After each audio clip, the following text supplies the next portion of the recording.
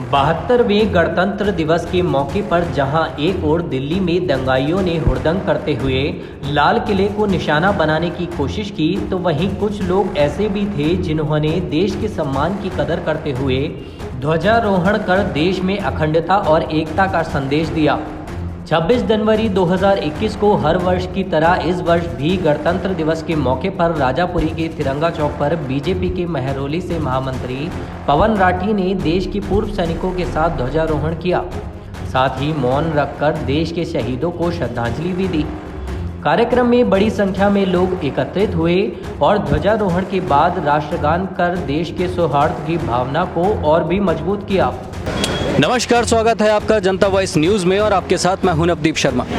आज हम पहुंच गए हैं सीधे तिरंगा चौक पर, जहां पर ध्वजारोहण का कार्यक्रम जो है वो आयोजित किया गया है भाई पवन राठी के द्वारा। तो पवन राठी जी, मेरा आपसे सवाल रहे कि आज जो ये 26 जनवरी के उपलक्ष्य में जो कार्यक्रम हो रहा है, इसमें कौन कौन लोग सम्मिलित हैं और क्या इसका उद्देश्य रहा और इसमें क्या अभी आगे योजनाएँ होने वाली हैं आपके इसी वार्ड में? आज का 72वां गणतंत्र दिवस है।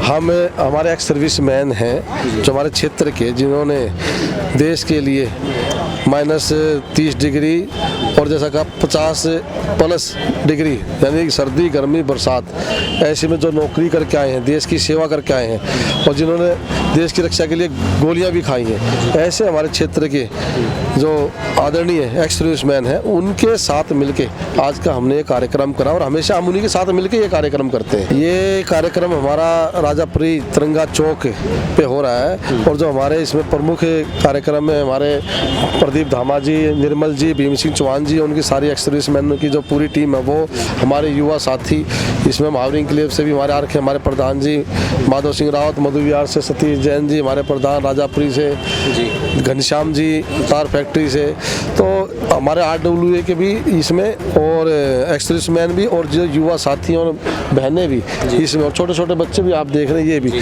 तो इस तरीके से हम सब मिलके एक उत्साह के रूप में गणतंत्र दिवस को मनाते हैं और हर साल 15 अगस्त गणतंत्र दिवस का त्यौहार हम अपने राजापुरी तिरंगा चौक पे मनाते हैं। और कोई भी, चाहे वो शहीदी दिवस हो, चाहे कोई सेना में कहीं हमारी सेना के जब पीछे भी पहलगांव में शहीद हुए थे, जब भी और कभी भी कोई कार्यक्रम हो तो हमारे राजापुरी तिरंगा चौक पे हम इस अपने राष्ट्रीय ध्वज 111 फुट का जो 2016 में लगा था, उसके यहाँ पे नीचे ही आके हम मनाते हैं। 26 जनवरी के उपलक्ष्य में आप जनता वॉइस के माध्यम से अपने जनता से अपील करना चाहेंगे अपने इलाके के लोगों से?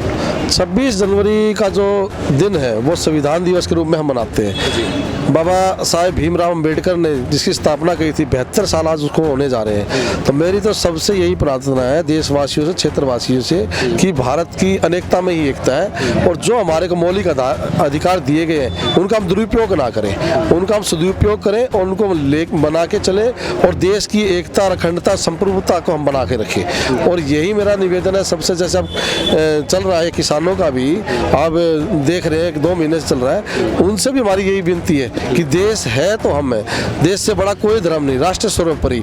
तो संविधान में जो हमारे को अधिकार दिए उनका पालन करते हुए हम बड़ी बात रखें, किसी हट पे ना रहे कि भी कानून को रद्द करना रहा। कानून को रद्द करना कोई समाधान नहीं है, इससे तो अराजकता की स्थिति देश में फैल जाएगी।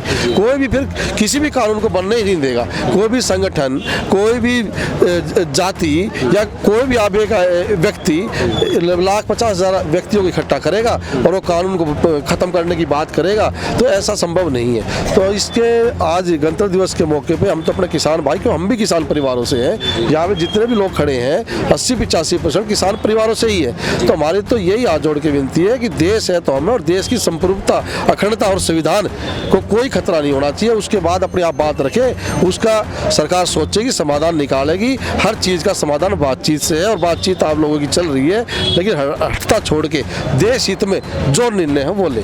सर, आज के दिन जो निकलने वाली आपकी ट्रैक्टर रैली है उस पर कुछ बोलना चाहेंगे? ये जो ट्रैक्टर रैली निकाली जा रही है और उसमें डे बाई डे, जैसे उन्होंने पहले कहा था अभी कि एक रूट जो था दिल्ली पुलिस के द्वारा दिया गया था, अभी उसमें अपनी, जैसे आपने कहा कि हट पे अड़े हुए हैं, उसके बाद उन्होंने दूसरे रूट की मांग करी और एकदम से ये एक साथ प्लान करना हो तो कैसी हटता आप जो कहेंगे इसमें हो रही है? देखो, सरकार सबका साथ, सबका विकास और सबका विश्वास लेके चल रही है, हम भी देख रहे हैं जी। उनको, सरकार को जब किसानों पर विश्वास है, जब भी तो उनको ट्रैक्टर ट्रेड की अनुमति दी। उनको अलग अलग रूट जो उन्होंने चाहा, जैसा उन्होंने कहा 3 रूट बढ़ा के दिए।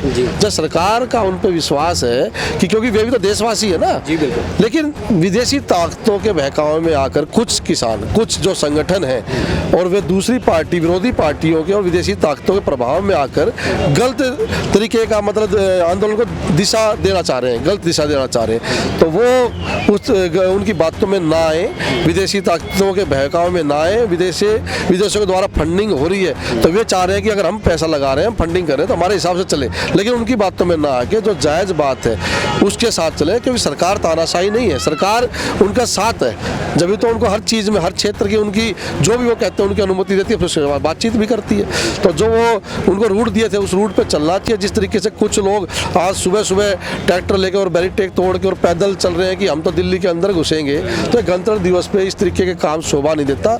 ये पूरा विश्व इस गणतंत्र दिवस को 15 अगस्त को जो ऐसे कार्यक्रम है, हमारे राष्ट्रीय पर्व है, उनको देखता है, तो उससे देश की छवि खराब होती है कि भारत में ऐसा क्या हो रहा है, सरकार क्या गलत कर रही है या लोग क्या चाहते हैं। जबकि जो किसान चाहते थे एमएसपी, मंडियां खत्म ना हो, एमएसपी लागू हो, और इस तरीके की जो भी बातें थी सरकार ने वो मानी है और कह रही है हम लिखित में आश्वासन भी देंगे, और 1.5-2 साल के लिए अगर कहते हो तो इसको पोस्टपोन भी कर देते कानून को।